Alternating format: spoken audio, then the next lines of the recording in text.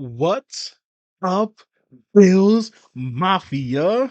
It is Victory Monday. That's right. I said Victory Monday after our 27-24 victory against the Indianapolis Colts. I know it's the preseason, but I'm still hyped because we got that W. We are laying the groundwork. We are establishing a foundation, excellence. And it started on Saturday against the Colts. We were down, maybe even counted out, but our guys got it done. And that just shows the DNA of this team. No matter what the circumstances, no matter what the situations, we will find a way. I'm hyped about it, obviously. I'm hyped about it. Let's talk about some standouts. Let's talk about some standouts. We'll also talk about some not so standouts. We won't spend too much time on that, but we'll talk a little bit about it. So the good first thing I want to talk about are the rookie cornerbacks. I know that's what everybody's talking about, but that's what I want to start with. That's what I was laser focused on. That was the first thing my eyes went to when I turned on the game. Tyre Elam and Christian Benford. And what do you know? First third down of the game. Kyer against Alec Pierce, a second round draft pick for the Colts this past year. So he's going against a guy that's his peer, with a guy throwing him the ball who's a borderline Hall of Famer in Matt Ryan. What happens? Pierce comes out, runs a slant. Kyer gets into him a little bit, jabs him with his right, then jabs him with his left, jabs with his right I think, to establish leverage. I believe is what I saw the breakdown, to establish leverage, and left to give him a good jam. Pierce got off him, ran a slant. Kyer, beautiful breakup. No pass interference, no illegal contact. Just a great play by the young guy, making a play. He was hyped about it after. McDermott was hyped about it. Got a fist bump out of McDermott. That's how you know you're doing work. Kyer Elam, he was sticky. He was sticky. He did have, was it? It was actually a defensive pass interference. It wasn't illegal contact. Tasker thought it may have been an illegal contact, but it was actually a defensive pass interference that he had. Which you're not gonna be perfect. It wasn't all perfect for the rookie. But overall, I thought he was great. I thought he was great. They actually picked on him a bit too. I was wondering. I thought this watching the game. Do you think there was some communication between McDermott and Frank Wright about, maybe, hey, you wanna see if you can test our first round rookie, see what he's got? They're trying to make sure Kyer is ready. Like, here's the thing. I understand the camp chatter. Benford has been the guy that's really stood out. But the type of pressure that's on Kyer Elam, the guys they have him going up against rep by rep, like he's not going up against Tanner Gentry. Like he's not having a whole lot of reps against Neil Pau. Like, it's Diggs, it's Davis. Most of the time, it's Diggs and Davis. Like, those are the two outside receivers, so that's who he's going up against. And then you're splashing in McKenzie. I thought the one rep where Kyer actually struggled was when he was lined up in the slot. Um, I don't know if that means anything, but that's just maybe an observation, or maybe a stupid observation by me. Like, I thought when he was lined up in which he only had like one or two reps in the slot, I think, but that just didn't look great. But I don't know how much he's going to be in the slot. Probably not a whole lot. Um, but yeah, I thought Kyer played really, really well. Um, um, Christian Benford as well. Here's what I noticed about Benford. This is what I noticed about Benford. Benford is so aggressive. He's in terms of run support, he's definitely more aggressive than Kyer at this point. That could change. But Benford is a guy that you can just tell he you you can just tell he's a McDermott guy, is what I'm trying to say. You can just tell he's a guy that McDermott would wanna keep around. for sure. Definitely. So Benford, Elam, not A+ grades. I'm not giving grades. I don't know enough to give grades, but two guys that definitely I was watching for and they stood out. They definitely they held their own. They held their own against the starters, against their starters. Um, Kalil Shakir. I am a Let me move this back, guys. I'm all up on the. I am a huge Kalil Shakir fan. That's my dude. When he was drafted, I looked up his highlights. I was like, of course, just the highlights. I didn't look up any lowlights, but I looked up his highlights and like he just looks comfortable. And then you listen to him talk. He's just so mature. He just talks like he's been there, like he's done that. His mom is great on Twitter. Like his mom is one of my favorites on Twitter. She's one of the best Twitter moms. Shout out Khalil Shakir's mom. Um, but Shakir's just he reliable. Like that's the word that comes to mind when I think of Khalil Shakir so far. Like every time I've gotten to watch him, which has only been a couple of times now, to be honest with you. I went to the red and blue scrimmage, the blue and white the what is it blue and white scrimmage? I think it was the red and blue scrimmage, whatever it's called. I went to that. Um, Looked great, and then in the preseason game, like, and Keenum said it, like he's always where he is supposed to be, and he's making plays. Like, you can't ask for a whole lot more. Like, are you where I need you to be when I need you to be there, and when I'm giving you an opportunity, are you catching the ball? And Khalil Shakir is doing that, and he's going to continue to do that. And he's so far he's looking like a guy that's going to have a pretty good career in the NFL. He led all pass catchers in the game with 92 yards receiving on only 5 catches, 18.4 yards a grab, 18.4 yards per catch. Now he also fielded two punts. It's looking like he may also be our punt returner.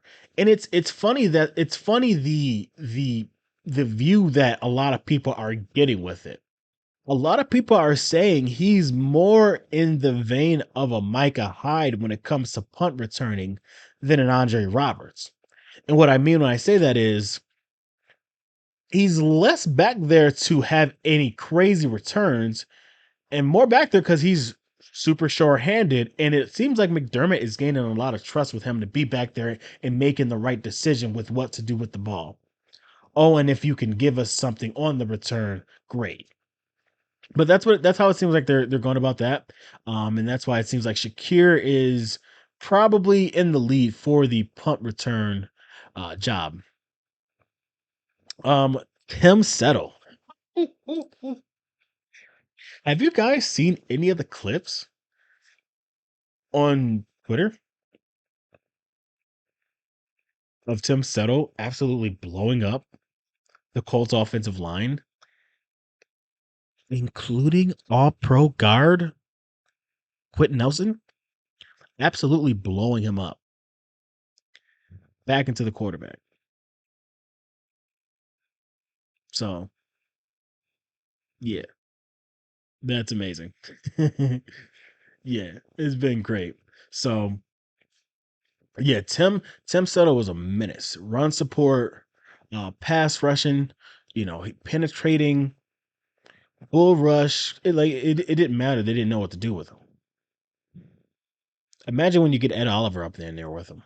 Like that, guys, this was the starting Colts offensive line. I just mentioned not Zach, um, Quentin Nelson.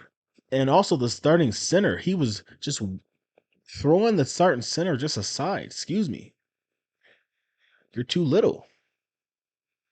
I'm bigger. I'm faster. I'm more athletic. I'm a better athlete. You're beneath me, is essentially what he said. Even to Quentin Nelson. Go watch some of those clips, guys. I should have got him. I'll be more prepared for the regular season games. Believe that. Believe that. Tim Settle had a day. Constantly getting penetrations. Making plays at the line of scrimmage. I mean, He finished with 2 tackles. And he didn't play that much. So, yeah, great day. We got a good amount of standouts, guys. Like I enjoy talking about the things that I like in these games. I'll get to the things that I didn't like, but like I like talking about positive things. Like this channel is mostly positive things. Like so, I'll have a whole list of positive things, mostly. But we'll get to those other things later. Matt Araiza had his first NFL punt. And my God, was it a punt? Like my goodness. Um, my goodness, was it a punt? So it was an 82-yard punt. 76 yards in the air. It was actually too long. And it went to the end zone for a touchback. That's insane. You don't see stuff like that all the time. I mean, man, got a shout out from McAfee and Adam Schefter is posting it, and it's going viral around the league. Like the Bills may have the 2 strongest legged people in the league, and I know it's not a done deal yet. Matt Hawk, Matt Hawk, Hack. I think it's Hack. Matt Hawk also had a nice punt. It was a good directional punt. I think it landed on around the 10-yard line. Like that's fantastic. But I think the Bills think they can teach Ariza to be better at the directional punting, at the hang time stuff, and also be able to have a guy that can flip the field completely. And that was actually a big spot, guys, too, because you got to remember there was about 2 minutes left in the half. So instead of Matt Hawk kicking it and pooching it, and them getting the ball at the freaking 40, 50-yard line, a razor just la paspadoosh, boom, 80 some yards, 62-yard net. Oh, and by the way, what's the other thing that everybody was talking about? His holding. Didn't have a whole lot of experience doing it, or he didn't have any experience doing it, because you got to remember in college he was the punter and the kicker. He didn't start punting until his very last year in college. He was always the kicker. And so Tyler Bass was perfect on all of his extra points and field goals, including the game-winning field goal. No issues. No issues. I had to raise him. Tyler Bass, perfect. What can you say? Amazing. Um, you know, I was watching Terrell Bernard. He was one of the guys that I wanted to keep my eye on, and I don't think I was able to watch him as much as I wanted to. But he had a decent game. He got lost in coverage, a couple times. I mean, look, it's hard for these linebackers to cover these crossing routes. Like, that tight end, he got up on him, got crossed, and he got lost. And I mean, that's tough. And remember the Tampa Bay game, the final play of the game in overtime to win it was kind of one of those plays. Crosser where Tremaine, he didn't get lost, but it's hard for the linebackers to keep up with him. It's hard for cornerbacks and safeties to keep up with him. So it's definitely gonna be hard for linebackers. So, you know, that's okay. But obviously probably the play one of the plays. There were so many great plays. There actually were so many like excellent like highlight like plays. But one of the highlights, maybe the highlight, was the Boogie Basham forced fumble and then the Terrell Bernard scoop and score for a touchdown. Great rush by Boogie Basham. He gets on the outside, gets caught up a little bit, gets up under him, and he said himself they do those drills all the time. Got his hand on the ball, was able to get it out, and Bernard it seems is just one of those guys that McDermott loves to have, where he's just always in the right spot at the right time. Like he just happens to always get the his hand on the ball. He just always happens to be in that area. Like he's just that type of guy because he's smart. He knows where to be. He understands the defense and he understands offenses and what they're trying to do. He's a student of the game. So he's trying to process all that, which he's a rookie, so sometimes it's a little slower than he may want it to be. But there's so many building blocks there, and it's really exciting to have a guy like that. Isaiah Hodgins. I've had an APB out for Isaiah Hodgins. APB out for Isaiah Hodgins. I've had it out for the last couple of years. Granted, most of that has been because of injury. He's healthy and he's balling. Did you guys see that move off the line? Ho, to get separation and then the catch. It's one thing to make the move. It's one thing to make the what do they say? $5 million move, 5-cent finish. That's what they say in basketball. You could have a crossover and the pretty step back or the whatever. The ball's got to go in. You could have a nice jip off the line. You can get open. You got to catch that ball. Barkley gave him a nice ball, the ball that he could only catch, and he made the play. Isaiah Hodgins, balling. He had a good camp. 9 catches for 77 yards. 9 catches for 77 yards. They couldn't guard him. They couldn't catch him. They couldn't cover him. So, yeah, guys, a lot of good guys. I got more. I got Raheem Blackshear. I didn't even talk about Raheem Blackshear. I don't want the video to be crazy long, but Raheem Blackshear, we didn't even talk about him yet. The undrafted rookie free agent that we signed. He looked explosive. He only had 11 rushing yards. You would have thought he had about 1,000,000 rushing yards the way he was running. He had 11 rushing yards. A lot of them were in the red zone. Had 2 touchdowns. Caught the ball though. Caught 4 passes for 60 yards. That's what the Bills are looking for. They're looking for these guys that can catch the ball as well as run the ball. So he's a guy that can be looked at for some all-purpose stuff, and he's not going to make the team. There's that to me. There's zero path to him making the team. There's no way they decide to keep him.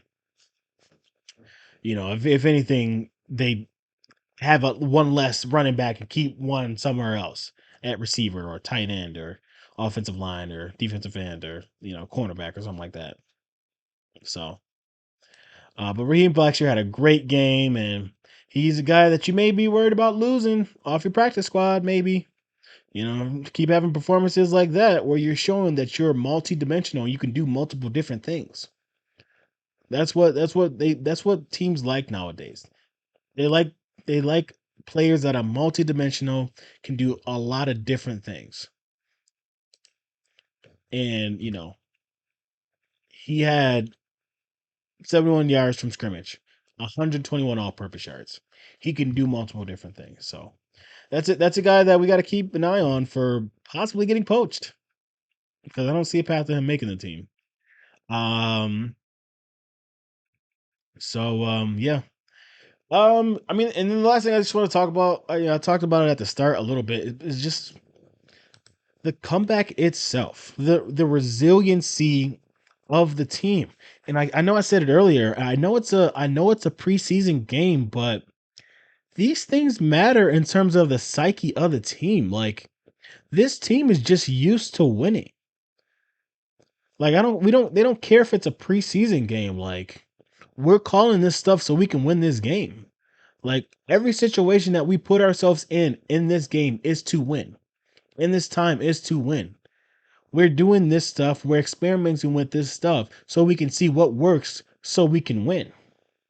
Which means we're trying to win this preseason game. They're trying to do the same stuff now that they would do during the season so they can win.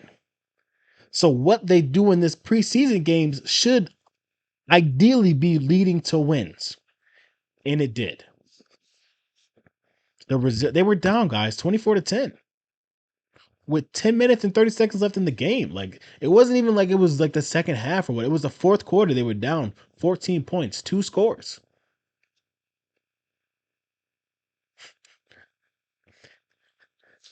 From that point on, the Bills outgained the Colts 177 yards. To get this, guys, I can give it to you on one hand. 3. 3. 177 to 3. That's insane. So, I mean, they forced 2 3-and-outs. And yeah, they scored on 3 offensive possessions, including 2 touchdowns in the game-winning field goal. Resilient. You got a guy like Barkley in there that knows the offense, knows how to command the offense, knows how to keep the team above the chains. Barkley came out slinging, bro. I should have had Barkley in here. Barkley was like, I don't even have this in front of me. I don't have these numbers. I think he was like 18 of 24. I don't know how many yards because I don't have it in front of me, but he's like 18 of 24 for a certain amount of yards, like a touchdown or whatever. Like, he came out and he balled out and he showed why he definitely is going to be, a guy that is valued in the locker room. A guy that you're not, how do I want to say this? You're not like, you're not scratching your eyes out if he has to play a game for you. I want to be careful with that. Barkley balled out. Now, in terms of some guys or some, whatever situations that may not have been the best in this preseason game, obviously Case Keenum. Like, I don't even want to touch Case Keenum a whole lot. Like, Case is a vet. He knows he played terrible. Like, he doesn't need to. He doesn't need to hear it. He's not gonna. He's not gonna. Turn the ball over that much. You also got to keep in mind he was playing with the second and third team. You know, people like Luke Tenuta played the whole game. Like, Luke Tenuta is not gonna. He has been struggling at camp from by all accounts. So you got to keep in mind he's playing with guys like that. But he was responsible for 3 turnovers. Including 2 interceptions and a fumble. You can say, one of the interceptions was a tip off of Jamison Crowder's hands. Yes, and that's something we'll talk about a little bit later. But it wasn't a great throw. So yeah, Keenum's got to be better. He knows that. Jamison Crowder, he only had the one target, and the pass was a bit high, and it got to him a little quick. But Jameson would tell you he's got to make that catch. Jameson would tell you he's got to make that catch. So, things to be improved upon. His first preseason game. And then the last thing is the penalties. Now, I mean, it's with the 90-man roster. This stuff is tough, but the Bills were called for 11 penalties for 90 yards. You'd like to see that cleaned up. You'd like to see that cleaned up. And I think it will be cleaned up. I think that's going to be a point of emphasis. I think this was a nice run through. I think Dorsey did a great job operationally. I mean, I don't know about play calls and things like that. I'm not really big on what, I didn't think this should be called. I'm not big on that, but like operationally, I thought everything went really smoothly. There wasn't any delay of games or, I didn't think calls were getting in late or anything like that. At least that's what is being reported. So, great with Dorsey. A lot of things to build on. Great first preseason game, I thought, because at the end of the day, what is the goal? To get better, to get the W, and to get out healthy, which is what we did. So I appreciate you guys joining with me for this this post game report, this little post game. We'll probably do them on Mondays if the games are on Sundays. We'll see. We got this game. The first game's on a Thursday, so it's gonna be all over the place. We'll see what's gonna happen. I appreciate you guys joining me. Go ahead, like and subscribe if you like this content. We talk all things Buffalo Bills football and NFL here at Bills HQ. I'm your host, Julian Mott, and until next time, bye bye.